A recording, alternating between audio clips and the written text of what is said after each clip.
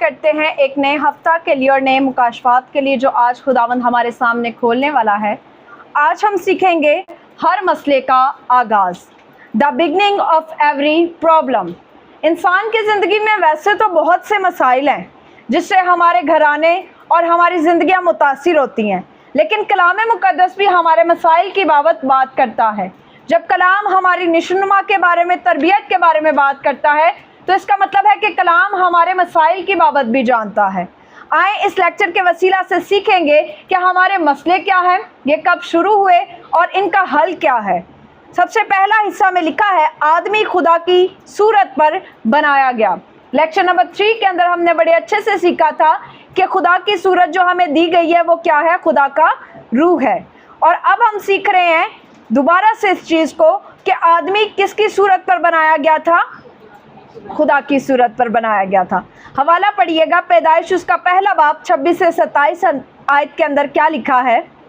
खुदा ने कहा कि हम इंसान को अपनी सूरत पर और अपनी शबीह की मानद बनाएं, और वो समुद्र की मछलियों और आसमान के परिंदों और चौपायों और तमाम ज़मीन और सब जानदारों पर जो ज़मीन पर रेंगते हैं इख्तियार रखें। और खुदा ने इंसान को अपनी सूरत पर पैदा किया, खुदा की सूरत पर उसको पैदा किया, नर और नारी उनको पैदा किया।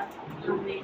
आमीन। सूरत को अंडरलाइन कर ले, इख्तियार को अंडरलाइन कर ले, नर और नारी इसको भी अंडरलाइन कर ले।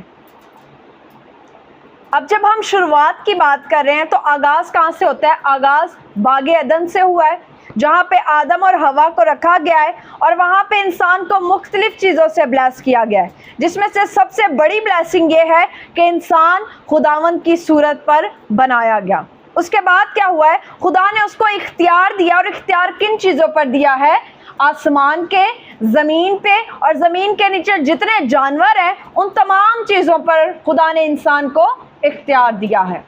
अब जब इंसान को खुदा ने बनाया है, क्योंकि खुदा तो जेंडर से अफजल है हमने सीखा है, लेकिन जब इंसान को बनाया खुदा ने तो उसको 2 जेंडर्स में बनाया है, पहला मेल और दूसरा फीमेल बनाया है। अब ये जो ब्लेसिंग है ये हमें स्टार्ट में नज़र आती है। इस ब्लेसिंग के अंदर कोई मसला नहीं है, इस ब्लेसिंग के अंदर कोई दुख नहीं है, बल्कि ये एक भरपूर खुदावंद में भरी हुई ज़िंदगी है। अगला हवाला पढ़िएगा, पैदाइश उसका 2 बाब 7 आयत में क्या लिखा है। खुदा ने ज़मीन की मिट्टी से इंसान को बनाया और उसके नथनों में ज़िंदगी का दम फूंका तो इंसान जीती जान हुआ। आमीन। ज़िंदगी के दम को अंडरलाइन करके उसके ऊपर खुदा का रूह लिख लें।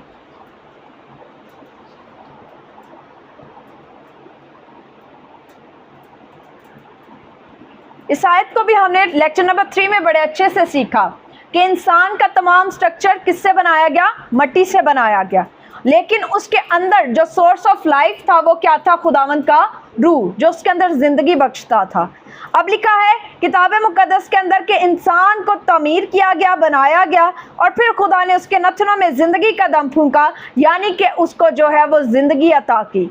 और फिर लिखा इंसान क्या हुआ? जीती जान हुआ।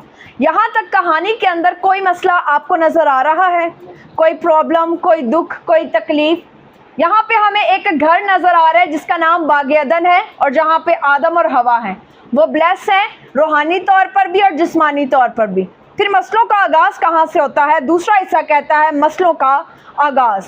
पैदाइश उसका 3 बाब 8वीं आयत पढ़िएगा। आदम ने कहा, इस औरत को तुमने मेरे साथ किया है, उसने मुझे और उन्होंने खुदावंद उसने मुझे उस दरख्त का फल दिया।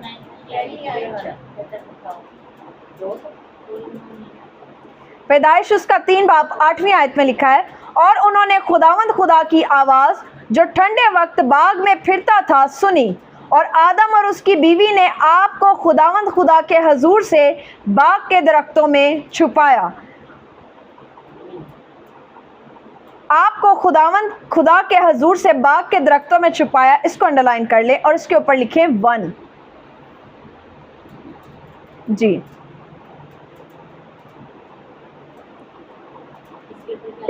1.1 और इस आयत के नीचे लिखे मसला अपनी शनाख्त खो दी।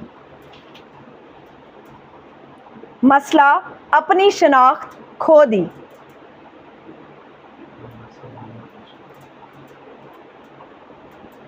ہم دیکھتے ہیں کہ خداوند نے آدم اور ہوا کو جب بلیس کیا تو خداوند نے ان کے ساتھ کیا باندھا؟ عہد باندھا، جو کہ ہم نے لاسٹ ویک سیکھا ہے دا کوننٹ کے اندر۔ خدا نے آدم کے ساتھ عہد باندھا کہ تو جو ہے وہ باغ کے ہر درخت کا پھل کھا سکتا ہے، لیکن نیک و بد کی پہچان کے درخت میں سے کبھی نہ کھانا، جس روز تو نے اس میں سے کھایا تو کیا ہوا؟ تو مرا۔ اب خدا نے یہ اس کے ساتھ عہد باندھا تو کیا آدم جو ہے اس عہد میں قائم رہ سکا؟ نہیں، اور اس عہد میں قائم نہ رہ سکا، اور اس نے کیا کی؟ نافرمانی کی۔ نافرمانی جو ہے وہ خدا کے خلاف گناہ ہے۔ جب ہم خدا کے ایک کام کی نافرمانی کرتے ہیں تو یہ گناہ کہلاتا ہے، یا اگر ہم ان کو سمپل ورڈز میں کہیں، ہر وہ چیز جو خدا کے خلاف ہے وہ کیا ہے؟ گناہ ہے۔ اور اگر ہم ببلیکل ٹرم کے ساتھ اس کی ڈیفینیشن کو دیکھیں تو شرع کی مخالفت گناہ ہے۔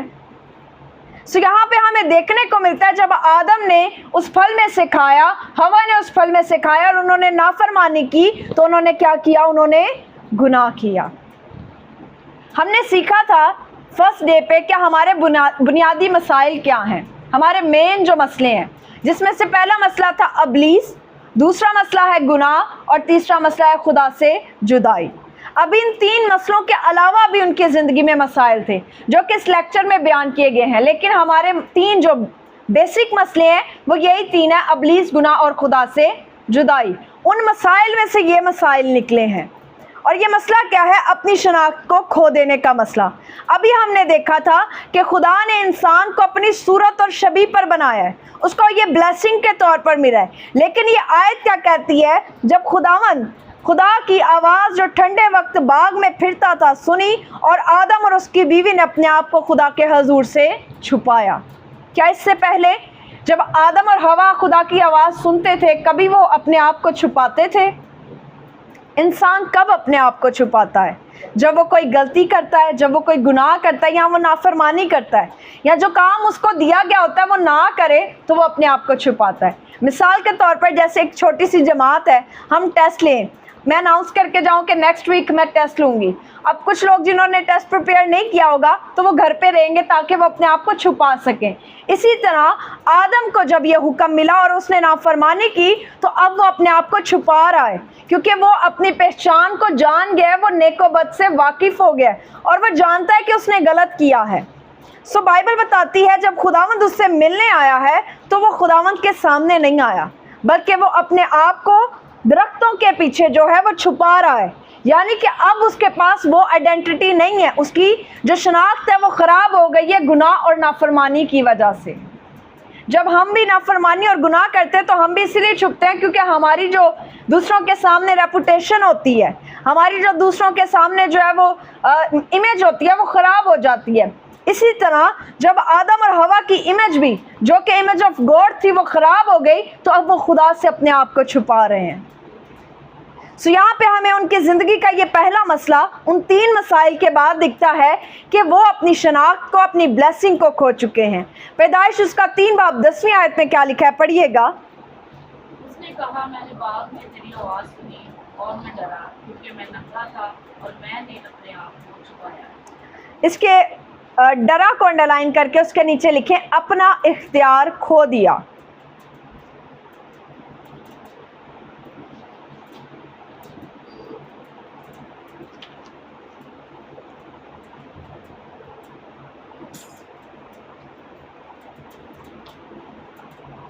اس کے اوپر 2 بھی لکھ لیں، آیت کے اوپر، ڈرا کے اوپر ہی پوائنٹ نمبر 2 لکھ لیں۔ پھر اب جب وہ خدا کے سامنے آیا ہے ڈرتا ہوا اپنے آپ کو چھپانے کے بعد، جب خدا نے اس کو آوازیں دی کہ آدم باہر نکل کر آ، تو وہ باہر آیا تو وہ خدا سے کہتا ہے میں ڈرا۔ ہم جب کچھ غلط کرتے ہیں تبھی ہمیں ڈر لگتا ہے، کیونکہ بائبل میں تو لکھا ہے خداوند کا خوف پاک ہے، اور خدا کے خوف میں ایسا ڈر نہیں ہے کہ انسان گھبرائے اور وہ خدا کے سامنے نہ آئے۔ سو وہ جب باہر آتا ہے تو وہ اظہار کرتا ہے کہ وہ کیوں نکل کر نہیں آیا، یہاں تک کہ خدا کو پتا تھا۔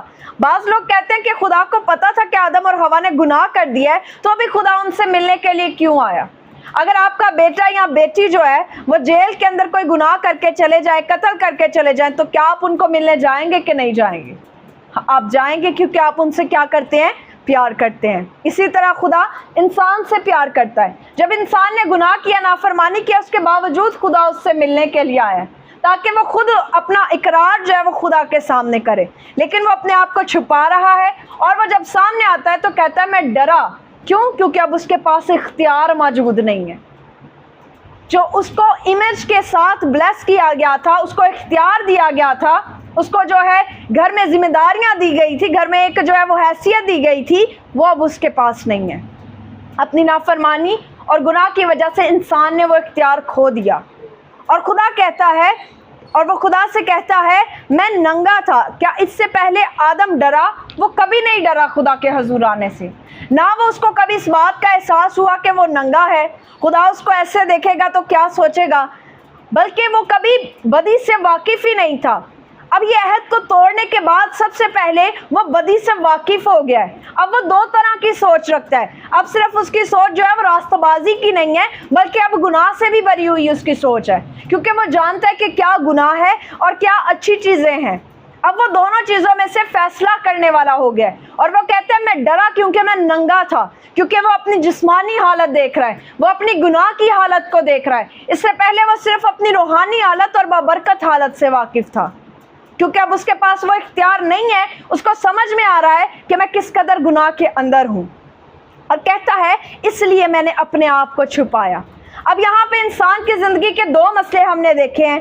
پہلا مسئلہ کہ وہ اپنی شناخت یعنی خدا کی شبیہ کھو چکا ہے، دوسرا مسئلہ وہ اپنا اختیار، اپنی بلیسنگ کھو چکا ہے۔ اب تیسرا مسئلہ اور کیا ہوتا ہے؟ پیدائش اس کا 3 باب 12ویں آیت میں کیا لکھا ہے؟ پڑھیے گا۔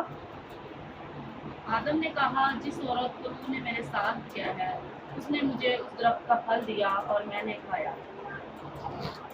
اس کو اوپر پوائنٹ نمبر 3 لکھیں اور لکھیں الزام تراشی۔ پیدائش کی کتاب بڑی انٹرسٹنگ بک ہے، یہ ہیومن نیچر کے بارے میں، سائیکالوجی کے بارے میں بتاتی ہے کہ انسان کیسے خیالات رکھتا ہے اور وہ کیسے سچویشنز میں جو ہے وہ اپنے آپ کو اظہار کے طور پر پیش کرتا ہے۔ اب یہاں پر جب خدا نے پوچھا ہے آدم سے، کیونکہ آدم کے ساتھ عہد باندھا گیا، لاسٹ لیکچر میں ہم نے سیکھا کہ آدم کے ساتھ عہد باندھا گیا، تو اسی لیے خداوند پہلے کوسچن بھی آدم سے کر رہا ہے، اور آدم آنسر کیا دے رہا ہے؟ کہ آدم نے اپنی غلطی مان لی ہے اور کہا سوری خداوند مجھ سے غلطی ہو گئی ہے، میں نے اس عہد کو پورا نہیں کیا۔ بلکہ یہاں الٹ ہوا اس کا، وہ کیا کرتا ہے؟ وہ اپنی غلطی ماننے سے انکار کرتا ہے، اور ہوا کے بارے میں کہتا ہے کہ جس عورت کو تو نے میرے ساتھ کیا اس نے مجھے دیا اور میں نے کھایا۔ اب یہاں پہ کوئی بات غلط بھی نہیں تھی، وہ جھوٹ بھی نہیں کہہ رہا تھا، ہوا نے اس کو دیا تھا اور اس نے کھایا تھا، لیکن بات یہاں فرما برداری اور وفاداری کی تھی، کیونکہ عہد آدم کے ساتھ باندھا گیا تھا اور خدا نے اس کو کلام سنایا تھا، آگے کلام ہوا کو سنانا آدم کی ذمہ داری تھی۔ اسی لیے بائبل بتاتی ہے آدم یہاں پر اپنے گناہ کو قبول نہیں کرتا اور وہ ہوا پر الزام لگاتا ہے کہ اس کی وجہ سے میں نے گناہ کیا۔ گناہ چاہے جس بھی شکل میں ہو، جس کی وجہ سے کہنے سے آپ نے کیا ہو، لیکن بائبل بتاتی ہے آپ نے اپنی مرضی سے اس کو کیا ہے، کیونکہ آپ نے فیصلہ کر لیا کہ میں یہ کروں گا۔ سو یہ بائی چوائس ہے، کوئی آپ کے ساتھ گناہ کرنے میں زبردستی نہیں کر سکتا۔ جس طرح آپ کو اگر کوئی چیز پسند نہیں ہے کھانے میں تو وہ کوئی زبردستی آپ کو کھلا نہیں سکتا گھر میں، اسی طرح آدم کے ساتھ ہوا زبردستی نہیں کر سکتی تھی۔ اگر وہ منع کرتا کہ میں یہ پھل نہیں کھاؤں گا تو وہ نہیں کھاتا، لیکن بائبل میں لکھا ہے ہوا نے اس کو دیا اور اس نے کھایا۔ سو بائبل بتاتی ہے کہ انسان کی نیچر ایسی ہے کہ وہ اپنا گناہ تسلیم نہیں کرتا، اور یہ نیچر جو ہے بالکل ابلیس کے جیسی ہے۔ ابلیس نے بھی اپنا گناہ تسلیم نہیں کیا۔ سو یہ ہے بدی کی نیچر۔ خدا راستہ بازی کا خدا ہے۔ آگے بائبل کیا بتاتی ہے؟ پیدائش اس کا 3 باب 13ویں آیت میں کیا لکھا ہے؟ پڑھیے گا۔ خدا نے عورت سے کہا کہ تو نے یہ کیا کیا؟ عورت نے کہا کہ سانپ نے مجھ کو بہکایا تھا، بہکایا تو میں نے کھایا۔ آمین۔ اب ہوا کے پاس خداوند جاتا ہے اور خدا ایکسپیکٹ کرتا ہے کہ چلو اب شاید یہ اپنی غلطی مان لے، ہاں میں نے پھل کو توڑا، لیکن وہ بھی آگے سے سیم آدم جیسا رسپانس کرتی ہے، کہتی ہے کہ جس سانپ جو ہے اس نے مجھے بہکایا، اس نے میرے سامنے ایڈورٹائزمنٹ کی، گناہ کی، اور میں نے گناہ کر لیا۔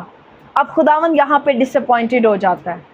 خداوند یہ ایکسپیکٹ نہیں کر رہا تھا انسان سے، لیکن کیونکہ ہم خدا کی ایکسپیکٹیشن سے زیادہ گناہ کرتے ہیں، خدا جتنا بھی رحم کر لے ہم پہ، خداوند ان کو سزا سناتا ہے اور مسئلوں کا آغاز ہونا شروع ہو جاتا ہے۔ ابھی یہاں پہ مسئلے ہوئے ہیں، ابلیس آیا, اس نے گناہ کی ایڈورٹائزمنٹ کی, ہوا نے پھل میں سے لیا, آدم نے کھایا اور گناہ ہو گیا.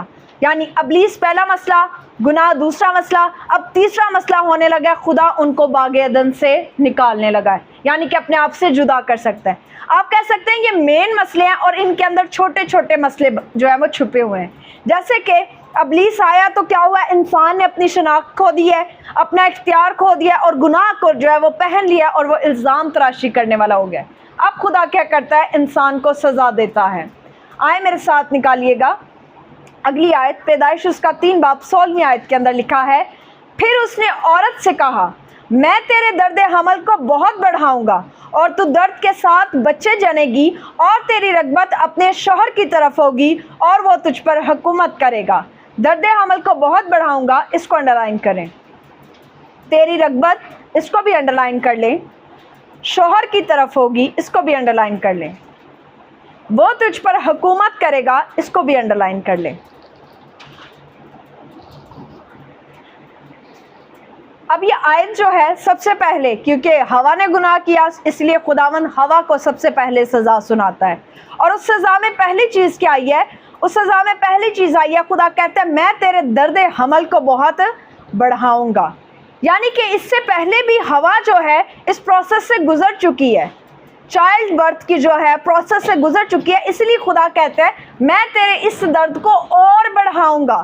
بہت سے اسکالرس کا کہنا ہے, کتاب مقدس میں یہ چیز درج نہیں ہے, جو ابھی میں آپ کے ساتھ بانٹنے والی ہوں یہ اسکالرس کی کہی گئی چیز ہے. سو آپ اس پہ مکمل طور پر یقین نہیں کر سکتے کیونکہ یہ کتاب مقدس کا حصہ نہیں ہے, لیکن یہ ایک خیال ہے جس کی بابت ہمیں پتہ ہونا ضروری ہے. اسکالرس کا, مسیحی اسکالرس کا کہنا ہے کہ جب آدم اور ہوا باغ عدن کے اندر موجود تھے تب بھی ان کی اولاد تھی, کیونکہ ان کی ایج لیمٹ کے بارے میں نہیں لکھا گیا, ان کی اولاد کے بارے میں نہیں لکھا گیا. جیسے ہی باغ عدن سے وہ نکلتے ہیں تو لکھا ہے کہ اس نے فلاں سے شادی کر لی, اس نے فلاں سے شادی کر لی. سو اٹس مین کہ ابھی وہاں پہ لوگ موجود ہیں, وہاں پہ نسلیں موجود ہیں آدم کی آگے. بس کیا تھا کہ موت کا تصور نہیں تھا, لوگ مر نہیں رہے تھے, لوگ بڑھ رہے تھے. سو جب یہ بات کی جاتی ہے کہ میں تیرے درد عمل کو بہت بڑھاؤں گا, سو اس کا مطلب ہے کہ ہوا پہلے بھی اس پروسیس سے گزر چکی ہے اور اس کی وہاں پہ اور بھی اولاد ہے. اور جب وہ باہر نکالی جاتی ہے اور اس کے بچے آپس میں قتل کرتے ہیں تو پھر لکھا ہے کہ اور بچے پیدا ہوتے ہیں. اور جب لکھا ہے کہ اس کا بیٹا جو ہے وہ اس کو خدا سزا سناتا ہے اپنے بھائی کی قتل کی, تو وہ کہتا ہے کہ لوگ مجھے پائیں گے تو وہ تو مجھے قتل کر دیں گے. سو بائبل میں لکھا ہے, خدا کہتا ہے جو تجھے قتل کرے گا وہ 7 گنا اور گناہگار ٹھہرے گا. سو دیٹس مین کہ وہاں پہ پاپولیشن موجود ہے, کیونکہ فوراً سے تو نکلنے کے بعد بچے نہیں نا آ گئے. سو یہ اسکالرس کا ایک خیال ہے کہ باغ عدن کے اندر صرف آدم اور ہوا نہیں بلکہ ان کی اولاد بھی موجود تھی. آگے کتاب مقدس کیا کہتی ہے, خدا کہتا ہے کہ تو درد کے ساتھ بچے جنے گی اور تیری رغبت اپنے شوہر کی طرف ہوگی. رغبت کو اگر ہم انگلش میں کہیں تو اٹینشن, جو کہ آج ہمیں نظر آتی ہے کہ ہر وائف جو ہے, ہر گھر کا یہی ہے ماحول کہ ہر وائف کی اٹینشن اپنے ہسبینڈ کی طرف ہوتی ہے. وہ کہاں جا رہا ہے, کیا کر رہا ہے, کیا کھا رہا ہے, اس نے کیا پہنا ہے, کتنے بجے وہ کام سے نکلتا ہے, کتنے بجے وہ گھر آتا ہے. سو یہ خداوند نے عورت کو سزا کے طور پر دیا ہے. سو ایک نیچرل تھنگ ہے. شاید آپ کے ہسبینڈ جو ہیں وہ اس چیز سے کبھی کبھی اریٹیٹ بھی ہو جاتے ہوں کہ 24 گھنٹے تم پیچھے لگی رہتی ہو. اور بعض اوقات کیا ہوتا ہے کہ آپ گھر میں موجود ہوتے ہیں, آپ کا ہسبینڈ آپ کی بات بھی سن رہا ہوتا ہے لیکن وہ موبائل پہ اسکرول کر رہا ہوتا ہے, کیونکہ وہ آپ کے اتنا اٹینشن مانگنے کی وجہ سے جو ہے وہ بالکل تھک چکا ہوتا ہے, بیزار ہو چکا ہوتا ہے, اور بعض اوقات لڑائی میں کہہ بھی دیتا ہے. سو بائبل بتاتی ہے کہ یہ آپ کو جو ہے وہ سزا کے طور پر دیا گیا کہ آپ کی اٹینشن جو ہے وہ آدم کی طرف لگی رہے. اس سے پہلے آدم اور ہوا ایک دوسرے کی اتنی فکر نہیں کرتے تھے کیونکہ انہیں پتا تھا وہ ساتھ ہی ہیں اور وہ خداوند پر ڈیپینڈنٹ تھے. اس کو کچھ بھی لینے کے لیے آدم کو نہیں کہنا پڑتا تھا کہ مجھے یہ چاہیے, اس کے لیے تمام چیزیں پہلے سے کریٹ کر دی گئی تھی خداوند کی طرف سے, خداوند خود اس کو مہیا کرتا تھا. لیکن اب اس کی اٹینشن اپنے ہسبینڈ کی طرف اسی لیے بھی ہے کیونکہ اسے جو کچھ چاہیے اب اس کو اپنے ہسبینڈ سے مانگنا پڑتا ہے. سو بائبل بتاتی ہے, لکھا ہے تیری رغبت اپنے شوہر کی طرف ہوگی اور وہ کیا کرے گا, تجھ پر حکومت کرے گا. اب ہم جس جنریشن میں رہتے ہیں, جس کو جن زی کہا جاتا ہے, جس کو الفا بولا جاتا ہے, اس کے اندر ایک دور ہے جس کو ہم فیمنزم کہتے ہیں. فیمنزم کے ماننے والے کہتے ہیں کہ عورت سب کچھ کر سکتی ہے, عورت مرد کی طرح کام بھی کر سکتی ہے, उसको पूरा इख्तियार है कि वो मर्दों की तरह अपनी ज़िंदगी को जिए, और अगर वो बगैर शादी के भी रहना चाहती है तो वो रह सकती है। मे भी आपने सुना होगा इस ग्रुप के बारे में, फेमिनिज्म के बारे में। अब बाइबल बताती है कि खुदा ने औरत को जो है वो किस तरह से डिज़ाइन किया, एज अ हेल्पर डिज़ाइन किया है। लेकिन आज की औरत क्या चाहती है कि वो हुकूमत करे, और बाइबल के ख़िलाफ़ है ये, क्योंकि औरतें सबमिशन यानी कि ताबिया रहने से आजकल जो है वो ना का जो है इनकार करती है कि हम सबमिट नहीं रह सकते। क्यों? आज की औरतें आप देख सकते हैं कि वो नौकरी भी करना चाहती हैं, और कई हद तक ये कोई बुरी बात नहीं है, लेकिन जहाँ पर सबमिशन की बात आती है, जब हम उसको रिजेक्ट कर देते हैं तब ये गुनाह बन जाता है। सो बाइबल बताती है कि खुदा ने औरत को ये सज़ा दी कि जो आदम है वो उस पर हुकूमत करेगा, यानी कि तमाम चीज़ें अब उसको दे दी गई हैं, जैसा वो बोलेगा उसको ताबिया रहना है। जब आप ख़तों को पढ़ेंगे, करंथियों के ख़त को, तो पालूस रसूल बीवियों को जो है वो हदायत करता है कि अपने शौहरों के ताबिया रहो। अब सबमिशन जो है वो खुदावंद की तरफ से ब्लेसिंग है, क्योंकि ये सज़ा के तौर पर औरत को दिया गया है कि वो तुझ पर हुकूमत करेगा। अब वो जो है वो तेरा मालिक है, और जैसा वो कहेगा तुझे उसके ताबिया रहने। लेकिन ये नहीं कि गलत बात में भी ताबिया रहने, वहाँ पे खुदावंद आपको सिखाता है कि आप अपना सेल्फ डिफेंस करें। यीशु मसीह ने भी अपना सेल्फ डिफेंस किया। हम देखते हैं आगे मज़ीद और क्या सज़ा दी। अब आदम की सज़ा शुरू होने लगी है। हवा की सज़ा में कितनी चीज़ें हैं? 3 चीज़ें हैं। पहली चीज़, वो औरत के दर्द हमल को बढ़ाता है कि औरत दर्द के साथ बच्चा जने। दूसरी चीज़, उसकी रग़बत, उसकी अटेंशन अपने शौहर की तरफ होगी। और तीसरी चीज़, अब आदम उस पर हुकूमत करेगा। चौथी चीज़ क्या है? 17वीं आयत पढ़िएगा।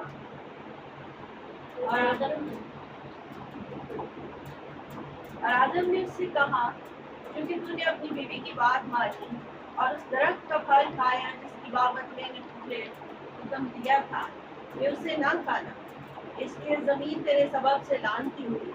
मुशक्कत के साथ तू अपनी उम्र भर उसकी पैदावार खाएगा, और वो तेरे लिए कांटे और ऊँट पतारे उगाएगी, और तू खेत की सब्जी खाएगा।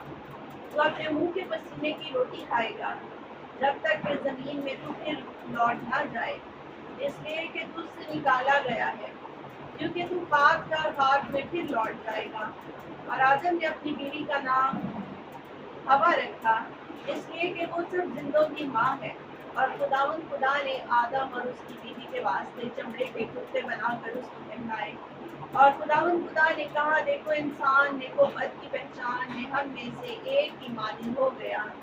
अब कहीं ऐसा न हो कि वो अपना हाथ बढ़ाए और हयात की तरफ से भी कुछ लेकर खाए और वो हमेशा जीता रहे। इसलिए खुदा ने उसको बागे अदन से बाहर कर दिया, ताकि उस जमीन की जिसमें से वो लिया गया था खेती करे।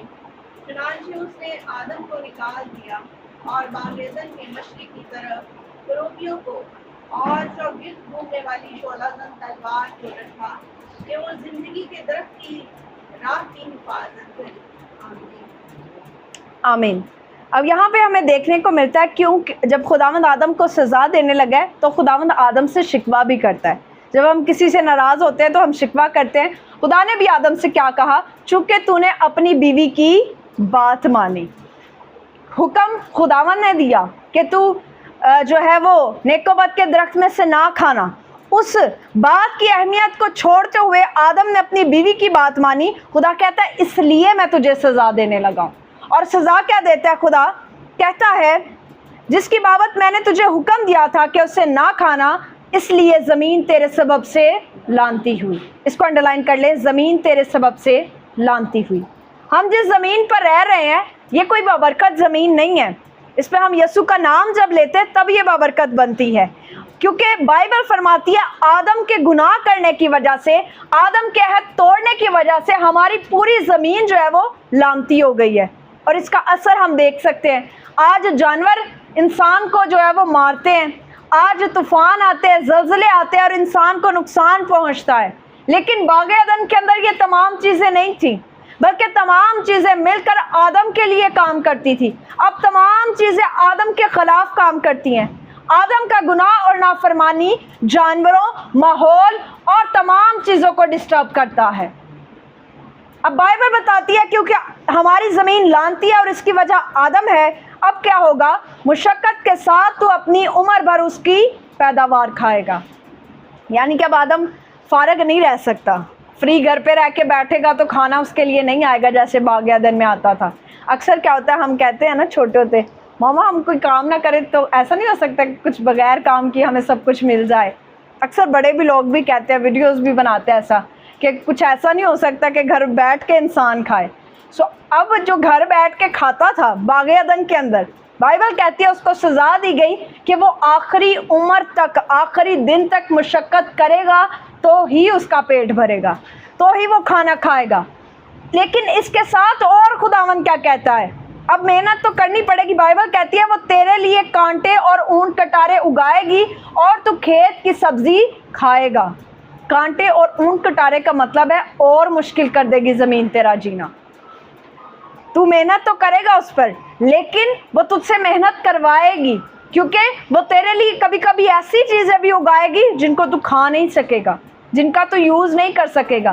کبھی کبھی تیری فصل بھی برباد ہو جائے گی. ہوتا ہے نا اکثر بے موسمی جو ہے فصل خراب ہو جاتی ہے بارش سے، یا کیڑے خراب کر دیتے ہیں. سو بائبل بتاتی ہے کہ آدم محنت کرے گا، لیکن اس کی محنت بعض اوقات جو ہے وہ خراب بھی ہو جائے گی اور وہ کھیت کی سبزی کھائے گا. آگے کیا کہتا ہے؟ تو اپنے منہ کے پسینے کی روٹی کھائے گا. منہ پہ پسینہ تب آتا ہے جب آپ بہت زیادہ محنت کر رہے ہوں، اتنی محنت کہ آپ کی باڈی جو ہے مکمل طور پہ اس میں کنیکٹڈ ہو. اور آپ نے اگر کھیتی کرنے والوں کو دیکھا ہے، مزدوروں کو دیکھا ہے، کام کرنے والوں کو دیکھا ہے، تو آپ دیکھ سکتے ہیں کہ ان کا فیس کیسے پسینے سے بھرا ہوتا ہے، یہاں تک کہ ان کے بالوں میں پسینہ آیا ہوتا ہے. سو بائبل بتاتی ہے یہ سب کچھ آدم کو اس کے گناہ کی سزا کے طور پر ملا ہے. پھر لکھا ہے کب تک آدم ایسا کرے گا؟ جب تک زمین میں تو پھر لوٹ نہ جائے، اس لیے کہ تو اس سے نکالا گیا ہے، کیونکہ تو خاک ہے اور خاک میں پھر لوٹ جائے گا. یہاں پہ ایک بات سیکھنے والی ہے. آدم کو مٹی سے بنایا گیا، آدم کی وجہ سے مٹی لانتی ٹھہری، اس لیے یہ جسم خاک میں واپس لوٹ جاتا ہے، کیونکہ یہ لانتی ہے، یہ مٹی سے بنا ہے. بات سمجھ میں آ رہی ہے آپ کو؟ آدم کو کہاں سے بنایا گیا؟ مٹی سے بنایا گیا. ہمارا بدن کس چیز سے بنا ہے؟ مٹی سے بنا ہے. جب آدم نے گناہ کیا، زمین کی مٹی اور جس مٹی سے ہم بنے یہ کیا ہوئی ہے؟ لانتی ہو گئی ہے. اس لیے یہ خاک ہے اور خاک میں لوٹ جائے گی. اور بائبل میں لکھا ہے پھر خداوند ہمیں جلالی بدن دے گا، ایسا بدن جو برکت کا بدن ہے. آگے کیا بائبل کہتی ہے؟ اب آدم کیا کرتا ہے؟ اس سے پہلے آدم کی بیوی کا کوئی نام نہیں ہے. ہمیں نہیں پتا کہ وہ کیا کہتا تھا، ہوا کو کس نام سے بلاتا تھا. اب وہ اپنی بیوی کو ایک نام دیتا ہے اور وہ کہتا ہے تیرا نام میں ہوا رکھتا ہوں کیونکہ تو سب زندوں کی ماں ہے. بعض اسکالرس کا کہنا ہے یہ چیز ظاہر کرتی ہے کہ انسان کی جو حیثیت تھی وہ نیچے آ گئی ہے، اب وہ جانوروں کے لیول پہ ہو گیا. وہ جو سب پر اختیار رکھتا تھا اب اس نے اپنا اختیار کھویا تو وہ جانوروں کے لیول پہ آ گیا، کیونکہ جس نے جانوروں کے نام رکھے ہیں اب وہی ہوا کا نام رکھ رہا ہے. اور کب رکھ رہا ہے؟ نافرمانی اور گناہ کے بعد رکھ رہا ہے، جو کہ اس کے لیول کو نیچے کر دیتی ہے. اب بائبل بتاتی ہے اور خداوند خدا نے اور اس کی بیوی کے واسطے چمڑے کے کرتے بنا کر ان کو پہنائے. اس سزا کے بعد بھی خدا کی محبت کبھی انسان کے لیے ختم نہیں ہوئی. خدا جو ہے ہمارا پہلا ڈیزائنر بھی ہے. آج ہم کہتے ہیں کہ فلان ڈیزائنر کے ہم نے کپڑے پہنے ہیں. آدم اور ہوا نے جو ہے وہ خدا کے بنائے ہوئے کپڑے پہنے، یعنی کہ ایک ایسا برانڈ جس کو کوئی بنا نہیں سکتا ہے. سو یہ خدا کی محبت تھی آدم اور ہوا کے لیے ظاہر کرنے کے لیے. خدا ان کو چھوڑے گا نہیں. خدا نے ان کی تمام ننگے پن کو ڈھکا اور ان کو چمڑے کے کرتے بنا کر پہنائے، کیونکہ انسان کو تو عقل ہی نہیں تھی کہ جینا کیسے ہے. وہ تو صرف راست بازی سے واقف تھا. اب گناہ میں کیسے زندگی گزارنی ہے وہ خداوند نے ان کو سکھانی تھی. بائبل کہتی ہے خدا نے کہا اور خداوند خدا نے کہا دیکھو انسان نیک و بد کی پہچان میں ہم میں سے ایک کی مانند ہو گیا. اب کہیں ایسا نہ ہو کہ وہ اپنا ہاتھ بڑھائے اور حیات کے درخت سے بھی لے کر کچھ کھائے اور ہمیشہ تک جیتا رہے. اب کیوں آدم اور ہوا کو باغ عدن سے نکالنا ضروری تھا؟ یہ بھی اس کی وجہ تھی، کیونکہ وہاں پہ زندگی کا درخت تھا. اگر آدم اور ہوا اس میں سے لے کر کھا لیتے تو وہ ہمیشہ تک گناہ میں زندہ رہتے. پھر ان کی بحالی، پھر ان کی جو ہے دوبارہ سے راست بازی کی زندگی ممکن نہیں تھی. اس لیے خدا نے ان کو باہر کیا تاکہ وہ زندگی کے درخت میں سے کچھ نہ لے کر کھائے اور ان کے لیے کفارہ دیا جائے، اور باقاعدہ جیسے کہ خداوند چاہتا ہے ویسے ان کو دوبارہ زندگی میں شامل کیا جائے۔ جو ہمارے ریچولز ہوتے ہیں، ہمارے تہوار ہوتے ہیں، ان کو منانا اتنا ضروری نہیں ہوتا، بلکہ ٹھیک طریقے سے ان کو منانا بہت ضروری ہوتا ہے۔ اگر آپ کو کہا گیا ہے جی آپ نے گناہ کی قربانی چڑھانی ہے، آپ گناہ کی قربانی لے آئے بس ذبح کر دیا برا، تو کیا خدا اس کو قبول کر لے گا؟ نہیں، بلکہ اس کو کیسے ذبح کرنا ہے، کیسا خدا نے کہا ہے اور کس طرح سے قربان گاہ پر چڑھانا ہے، یہ زیادہ ضروری ہے۔ عید منانے سے عید کو صحیح طریقے سے منانا جو ہوتا ہے وہ زیادہ ضروری ہوتا ہے۔ اسی لیے خداوند ان کی زندگی چاہتا تھا اور خدا چاہتا تھا کہ وہ صحیح طریقے سے خدا کی بادشاہی کا حصہ دوبارہ بنے۔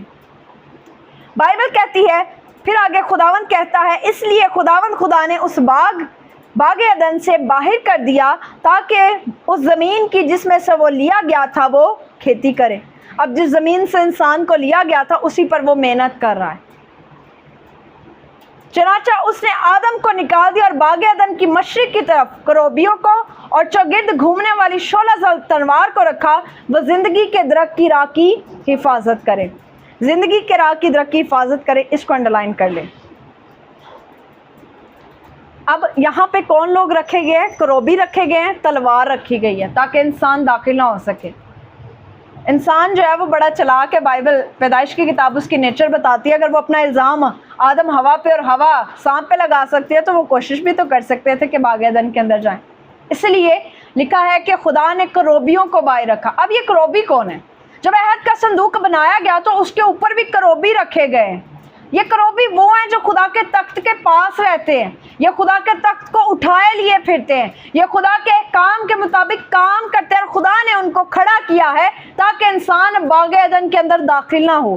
اور تلوار کو رکھنے کا مقصد یہ ہے کہ جو داخل ہوگا اس پر رحم نہیں کیا جائے گا، وہ مار دیا جائے گا۔ آج جتنے بغیر بیٹے کے خدا کے پاس جانے کی دلیری کرتے ہیں یا داخل ہونے کی کوشش کرتے ہیں، وہ اپنے آپ میں زندگی رکھتے نہیں ہیں، وہ اپنے آپ کو بے وقوف بنا رہے ہیں۔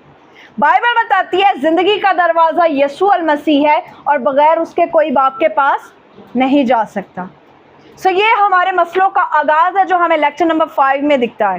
یہاں سے ہمارے تمام مسئلے شروع ہیں، یہاں سے ہمارا بیمار ہونا، یہاں سے ہمارا غریب ہونا، یہاں سے ہمارا جو ہے طوفان کی وجہ سے انسیڈنٹس وغیرہ ہماری زندگیوں میں ہونے، ڈپریشن، انگزائٹی، ہر قسم کی بیماری، ہر قسم کی تکلیف، آنسو یہاں سے ہماری زندگیوں میں شروع ہوئے ہیں۔ یہ لیکچر جو ہے یہ بڑا خاص ہے کیونکہ یہ ہمیں بتاتا ہے کہ ہماری ابتدا کیا ہے، ہماری روٹس کہاں سے ہیں اور ہماری کیا لیمیٹیشنز ہیں اور ہمارے لیے کیا کیا ہے خداوند نے۔ اگر اس کے متعلق آپ کا کوئی بھی کویسچن ہے تو آپ مجھ سے پوچھ سکتے ہیں، اس کا باقی حصہ ہم نیکسٹ ویک کریں گے۔ ادھر بھی یہی لکھا ہے کہ انسان نیکوبت کی پہچان میں ہم سے ایک ہی مالک یعنی روح القدس۔ جی بالکل، روح القدس، باپ، بیٹا اور روح القدس، کیونکہ خدا تو تمام چیزوں کو جانتا ہے، وہ جانتا ہے کہ انسان کیا کرتا ہے، اس کے خیالات کیسے ہیں، بدی سے بھرے ہوئے ہیں۔ خدا صرف جانتا تھا، اس سے پہلے انسان کے اندر بدی کی کوئی چیز نہیں تھی۔ یہ خداوند مینشن کرتا ہے، جیسے بنانے کے وقت مینشن کرتا ہے ہم انسان کو اپنی صورت پر بنائے، اسی طرح یہاں پہ کہتا ہے کہ انسان ہم میں سے ایک کی مانند ہو گیا، یعنی کہ وہ دونوں چیزوں کو جاننے والا ہو گیا۔ آمین۔